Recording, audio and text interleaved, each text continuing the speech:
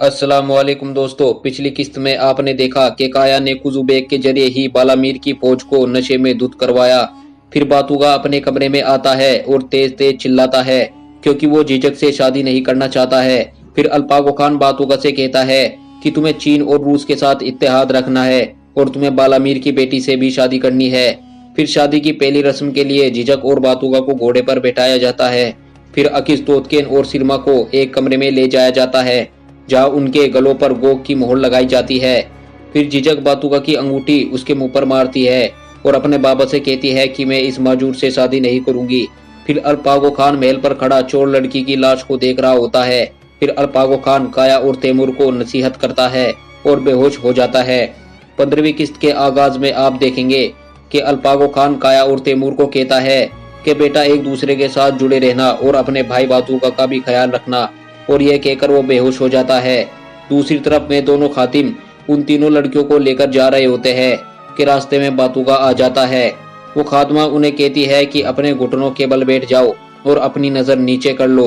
आकिज अपने घुटनों पर बैठ जाती है और अपने मन में सोचती है कि देखो गोग के बेटों में अपने घुटनों पर आ गई, और क्या ये जरूरी था कि एक भेड़िए को भी मोहर लगाई जाए। बातूगा की नजर उस पर लगी मोहर पर पड़ती है। वो नजरों से कहता है कि मुझे माफ कर दो, मेरे हाथ तुम्हें इस अजियत से नहीं बचा सके, लेकिन मैं इस बात की कसम खाता हूँ कि मैं तुम्हें यहाँ से जरूर बचाऊंगा और मैं तुम्हें यहाँ से जरूर निकाल लूंगा। बातूगा फिर वहां से चला जाता है।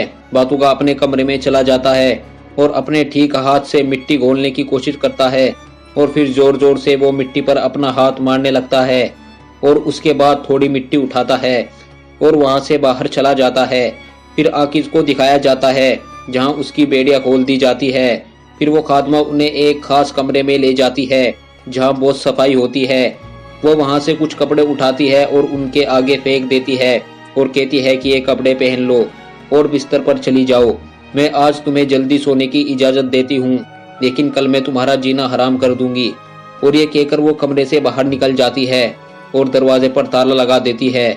बातूगा ये सब देख रहा होता है और वो उसे आकर धक्का दे देता है। वो जैसे ही उससे टकराता है उसके हाथ से चाबी नीचे गिर जाती है और बातूगा अपना जूता उस कमरे के ताले की चाबी पर रख देता है। फिर वो खादमा भी बातूगा को धक्का दे देती है और कहती है कि हट जाओ यहाँ से, क्या तुम फिर उन दाग लड़कियों के पीछे आए हो।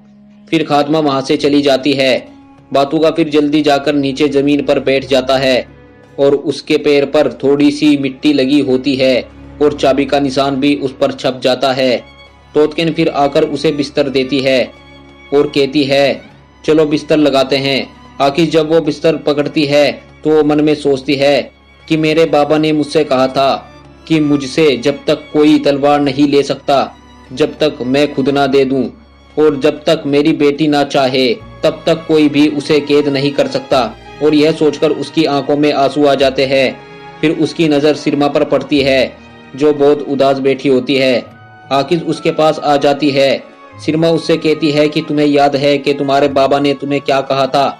आकिज कहती है कि हाँ मुझे याद है, मेरे बाबा ने मुझे कहा था कि कोई मुझे नहीं कैद कर सकता जब तक मैं ना चाहूं।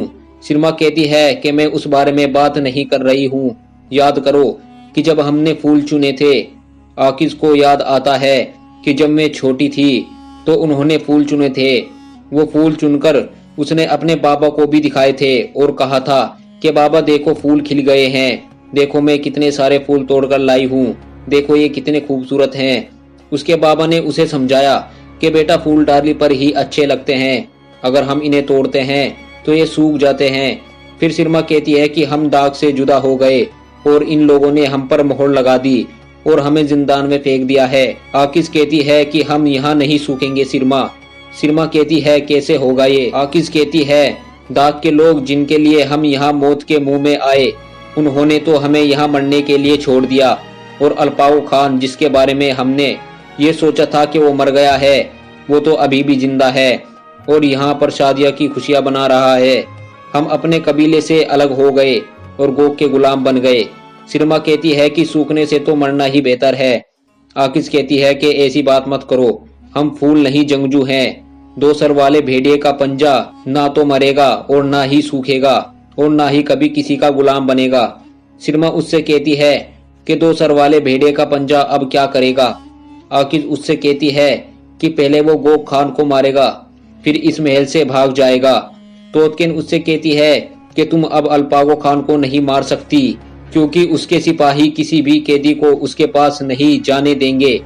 तोतकिन उससे कहती है कि अगर वो मर भी जाए तो तुम यहाँ से कैसे भागोगी। आकिज कहती है कि मैं कोई ना कोई रास्ता निकाल लूंगी, क्योंकि जब भेड़िया जाल में फंसता है तो कोई ना कोई रास्ता निकाल लेता है। वो ये नहीं सोचता कि वो कैसे बचेगा। मैं कसम खाती हूँ कि गोक खान की जान मैं अपने हाथों से लूंगी और कभी भी मैं उसको नहीं छोड़ूंगी। फिर बातूगा को दिखाया जाता है जिसने चाबी का निशान लिया था। वो अब चाबी बनाने की कोशिश कर रहा होता है, साथ ही कुछ सोच रहा होता है कि जिस दिन इन लोगों ने मेरे गले में कमान डाली थी, मैं उस दिन ही समझ गया था कि हमारा खान बुजदिल है। दरअसल वो अल्पागो खान का एक खौफ था, क्योंकि उसे शक था कि यह माजूर एक ना एक दिन मुझसे बदला जरूर लेगा और उसे मार देगा। और इसलिए हम दरवाजे बंद कर देते हैं, सुरंगें बंद कर देते हैं, कैदियों को अपना गुलाम बना लेते हैं और जायदादों पर मोहर लगा देते हैं, लोगों को अजियत देते हैं और लोगों के पैरों में बेड़ियां डाल देते हैं, क्योंकि हम हमेशा से ही डरते हैं। लेकिन ना ही मोहर, ना ही ताला और ना ही बेड़ियां कुछ कर सकेंगी। तुम दाग और गोक को तो ताले लगाकर बंद कर सकते हो, लेकिन उन लोगों का क्या जिनके पास बंद करने के लिए कुछ नहीं है और जो मरने से नहीं डरते, उनका क्या करोगे? उनकी हिम्मत कैसे तोड़ोगे और उनके दिल पर कैसे मोहर लगाओगे? कोई भी खान जो अपने हुक्म की खिलाफ अर्जी करेगा वो ओहदे से गिर जाता है। चीन और रूस नहीं, बल्कि एक दिन हमारा कानून बोलेगा और हम ताले की बजाय चाबी बनेंगे, और हम चाबी बनकर हम तुर्कों के लिए दरवाजे खोलेंगे। फिर उस खादमा को दिखाया जाता है, वो चालाकी से उन तीनों के कमरे का दरवाजा खोल देती है और बाकी खादमाओं को अंदर ले जाती है। वे अंदर आ जाती है और उन तीनों को देखने लग जाती है, जो कि गहरी नींद में सो रही होती है। दूसरी तरफ यमान और कोनता को दिखाया जाता है, आकिज का भेड़िया लेकर गोक महल से थोड़ी दूरी पर मौजूद होते हैं। फिर सुबह का वक्त दिखाया जाता है, जहां एलजे खातून अपनी रिवायात के मुताबिक दुआ कर रही होती है। वो कहती है कि हमेशा हमारी ताकत सलामत रहे और आसमान हमारा खेमा बना रहे। जब वो दुआएं मांग लेती है तो वे दोनों खादिम उसके पास आते हैं। एलजे खातून उनसे कहती है कि हमारे पास बहुत से काम हैं। आज जैसे ही हमारे खान का बुखार कम होगा तो हम शादी की तकरीब के बारे में सबको आगाह कर देंगे।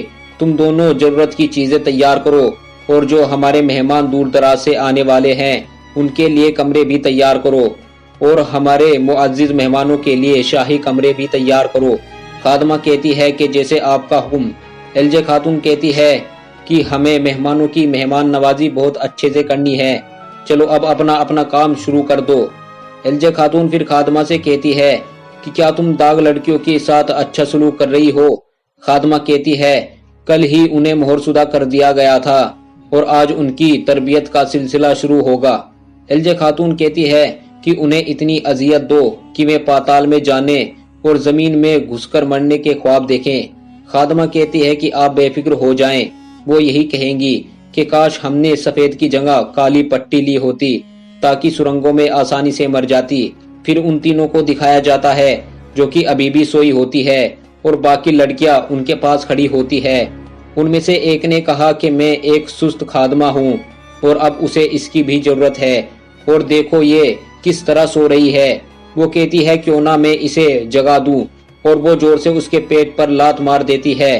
तोतकिन दर्द के मारे घबराकर उठ जाती है। वो फिर उसे मारने लग जाती है। आकिज फिर उस खादमा की टांग पकड़कर नीचे खींच लेती है और उसकी गर्दन पकड़ लेती है। ये देखकर बाकी लड़कियां परेशान हो जाती है। आकिज उससे कहती है कि मैं ये टांग तोड़ दूंगी और मैं ये एक बार ही कहूंगी कि मैं तुम्हारी बाजू और टांगे तोड़ दूंगी अगर तुमने इनमें से किसी को हाथ लगाया। तुम लोग मेरी बात समझे हो या नहीं? बाकी लड़कियां भी हाँ में सर हिला देती है। आकिज उस लड़की को धक्का दे देती है। फिर किस्त यहीं खत्म हो जाती है। मिलते हैं नए एपिसोड में।